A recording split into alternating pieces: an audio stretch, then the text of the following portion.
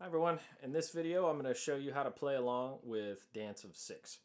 You'll learn to use your right hand thumb and index finger, and you'll be playing on the second, third, and fourth string on your classical guitar.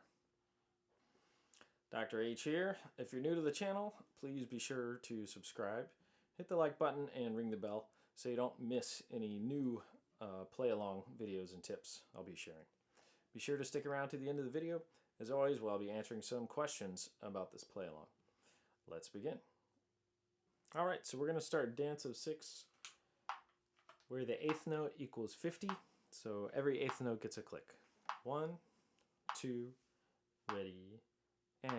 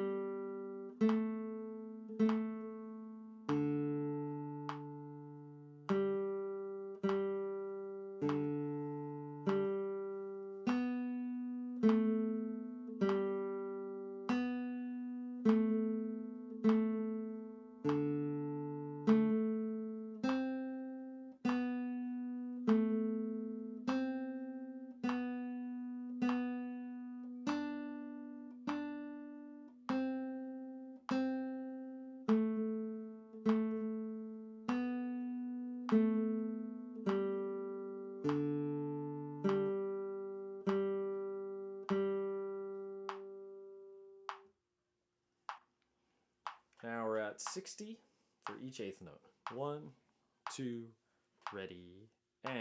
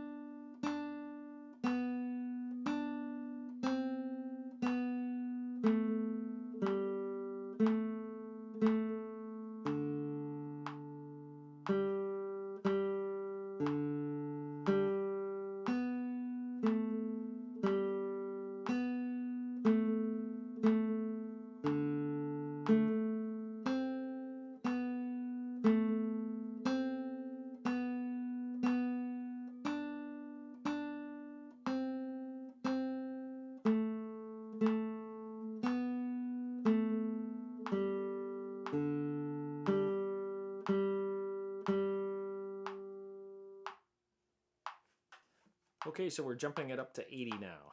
1, 2, ready, and.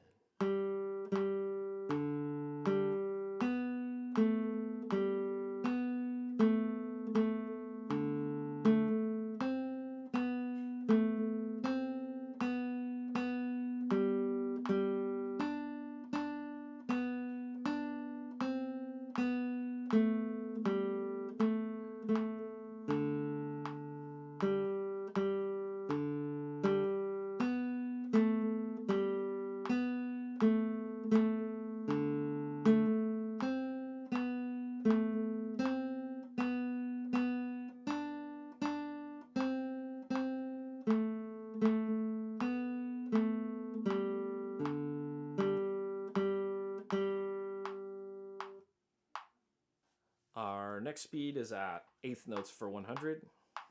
1, 1, 2, ready, and.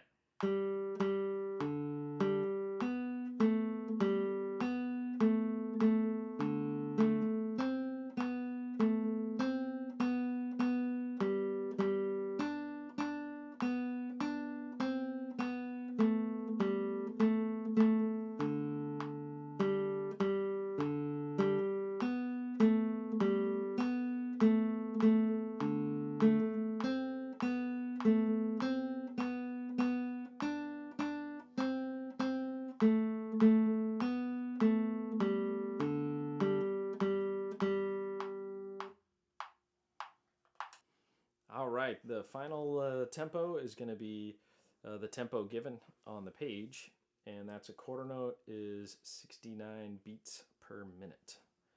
So we're going to be playing a little bit faster than 2/8 notes per second. There we go. 1, 2, 1 and 2 and.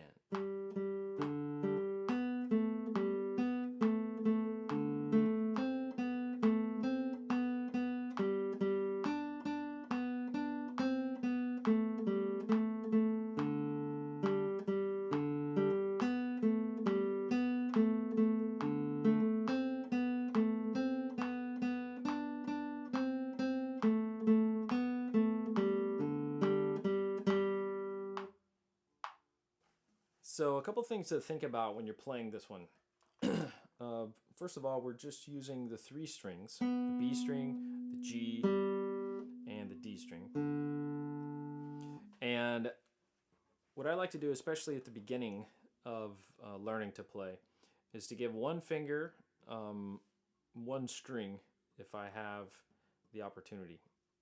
So especially in the left hand, if we're playing B and C and D, then the open string is going to be without fingers. The first fret, I want to use my first finger. The third fret, I want to use my third finger. And so each finger has its own location that it's assigned to. And this is going to help your left hand dexterity. So we have open D for this. We have G, which is also open. We have A on the second fret. And I'm using my second finger to play that. And then C on the first, D on the third. And so that makes a total of 6 notes for a dance of 6. So I mentioned at the beginning of this video, here's some questions that you might have about this play along. Number 1, my thumb is easy to play, but my index finger is kind of hard to do. I still can't get comfortable with that. And so a solution for the index finger is to think about a couple of things. One of them is when you play with your fingers of your right hand, you want to start out by considering that we're not pulling the string up, but instead we're pushing the string into the guitar. So you're pushing down into the guitar like that. You're going to get a better sound. Number 1. Number 2, though, you'll get a better sense of how it should feel in your hand when you play.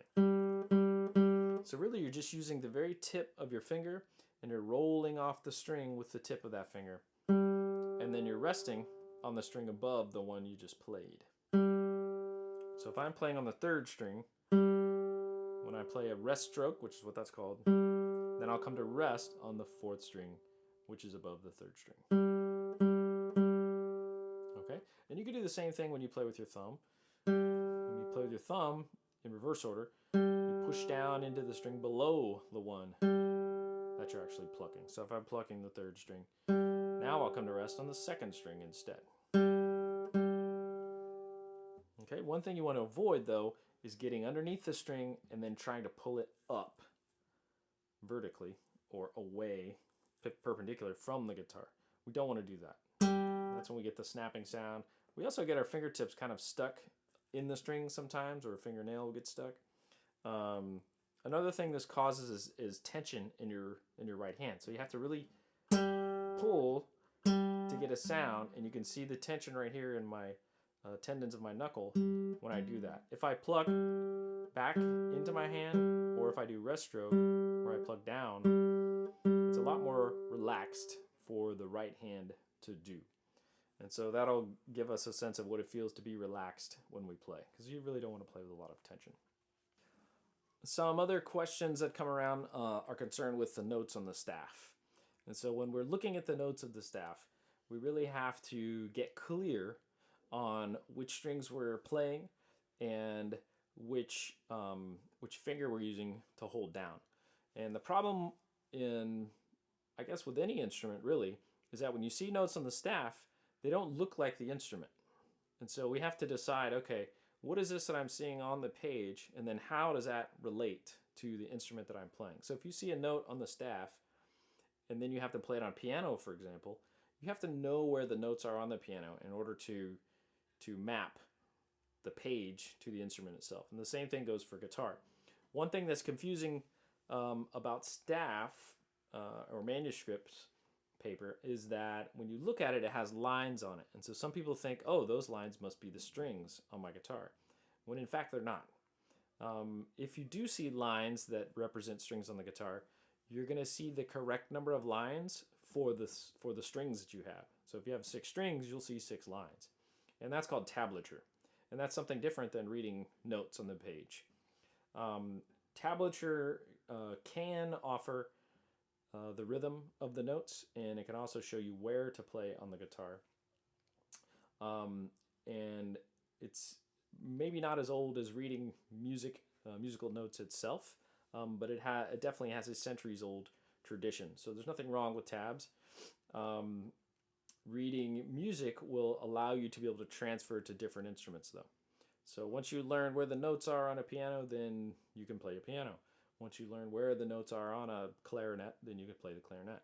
On tab, it really only works for the stringed instrument that you're using it on. So if you're doing lute or guitar, which is more common, then that's the only thing you can use tab for, really. You can't translate it for piano or any other instrument. In any event, when you're looking at the notes on the page, the trick is going to be to understand which line corresponds or which space corresponds with which fret on the guitar. And so a lot of method books teach one string at a time, and they teach a couple of notes on each string. This one is similar in that way. And so when we have understood the D and the G, and then we add the A and the B, and now we're adding on C and D, we're really kind of getting the pieces together for a scale. Right? And so if you can understand what that looks like on the page, then that's going to make life easier for you. My suggestion is to say notes as you play them, and then that just helps you to memorize what the number, or what the letter is for that note, and then what fret it's on, right, when you're playing it on your guitar. So that's it for today's play along. I hope you can use this video to improve your playing, and I try to answer questions in the comments, so be sure to ask there. And if you'd like to get to the next level and support the channel, then consider subscribing to my lesson platform that I'll have linked in the description below. Thanks for watching, and I'll see you next time.